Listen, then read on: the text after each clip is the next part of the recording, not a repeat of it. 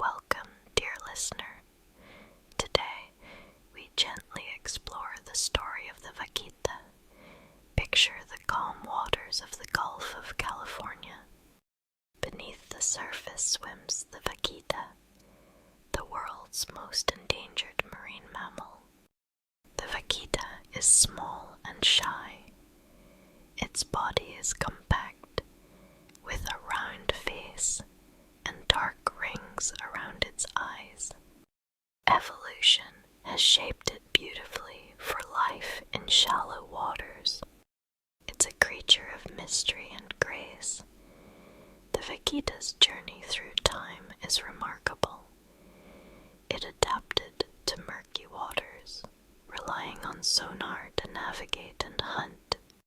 This makes it unique, a true marvel of nature.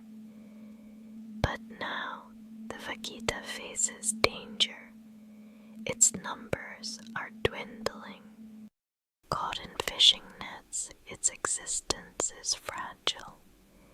Yet hope remains. Conservationists are working tirelessly, striving to protect this gentle soul. Let us cherish the Vaquita. Its story is a reminder of nature.